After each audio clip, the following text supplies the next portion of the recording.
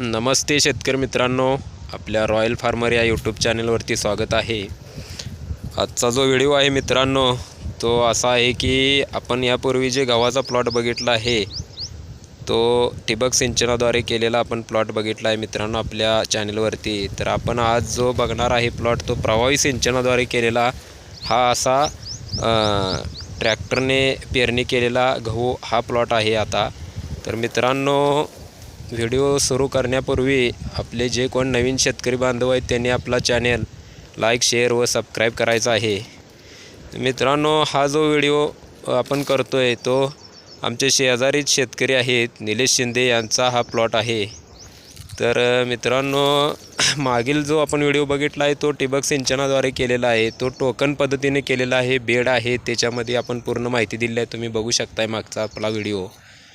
तर हा जो प्लॉट आहे मित्रांनो तो अर्धा एकरच प्लॉट आहे आणि हा पण याची जी व्हरायटी आहे ती पण श्रीराम 303च व्हरायटी आहे। तर मित्रांनो हा जो दोन्ही प्लॉटमधला जो अंतर आहे ते 3 दिवसाचा गॅप आहे, तो 3 दिवस आधी टोकन केलेला आहे आणि हा 3 दिवस नंतर पेरणी करून घेतलेला आहे। तर आता प्रवाही सिंचनाद्वारे केलं आहे पण ह्यामध्ये काय झालं आहे तुम्ही आता रिझल्ट बघू शकताय की ठिबकद्वारे काय होतं आहे, एक समान पाणी पडतं आहे ड्रिपनं आणि याच्यामध्ये काय होतं आहे असं कमी जास्त उंची किंवा त्याची वाढ। आता बघा तुम्ही आपला प्लॉटचा व्हिडिओ बघा, याच्यामध्ये लागण केलं आणि याचा गॅप बघा कसे आहेत। तर याच्यामुळे काय होणार आहे मित्रांनो यांचं जे उत्पादन आहे ते घटणार आहे। म्हणजे आता यांचा पण अर्धा एकरच प्लॉट आहे पण आपण काय सांगितलं आहे की मागच्या व्हिडिओमध्ये 15 क्विंटल होते ठिबक सिंचनाद्वारे केलेल्या प्लॉटमध्ये, पण इकडे नाही होणार। इकडे मित्रांनो जरा कमी जास्त त्याची वाढ म्हणा किंवा त्याची ओंबीची जी संख्या आहे ही कमी आलेली आहे। म्हणजे ह्याला पाणी एकसारखं आणि एक समान मिळत नाही, म्हणजे कमी जास्त। आता रानाई लेवल खालीवर असते तर मग त्याला कमी जास्त पाणी जाते, मग ते मागं पुढं राहते। तर तशा पद्धतीने जरा आमच्या भागात शेती चांगली असल्यामुळं म्हणजे जमिनीची माती वगैरे चांगली आहे त्यामुळे एक नंबर हा प्लॉट चांगला आहे। पण उत्पादनात दोन्हीची तुलना केली तर त्या आणि या गव्हामध्ये जरा उत्पादन क्षमतेवर जरा फरक दिसणारच आहे मित्रांनो। तर तुम्हाला काय वाटतं ते पण सांगायचं आहे, ठिबक सिंचनचा प्लॉट चांगला वाटतो आहे का हा प्रवाही सिंचनाद्वारे केलेला प्लॉट चांगला वाटतो आहे हे तुम्ही आता कमेंटद्वारे आम्हाला सांगायचं आहे मित्रांनो। आणि आता इथं शेतकरी पण आहेत बघा, इथं आता यांचं काम चालू आहे पाणी देण्याचं। म्हणजे आता त्याला त्यांनी पाणी सोडलं, इथं ऊन पडलं कडक, मग आता पाणी चालू आहे। आता ठिबक सिंचनद्वारे असेल तर उन्हाचा पण त्रास होत नाही शेतकऱ्यांना, असं आहे।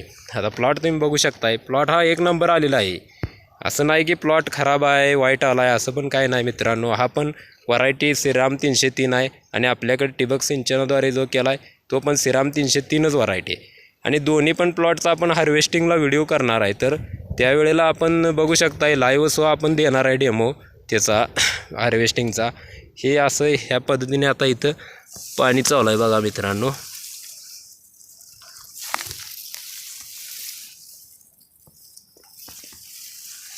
आता पाणी देण्याचं कामसुद्धा सुरू आहे। अशा पद्धतीने हा प्लॉटसुद्धा चांगला आला आहे। हे शेतकरी आहेत बघा इथं। नमस्ते नमस्ते।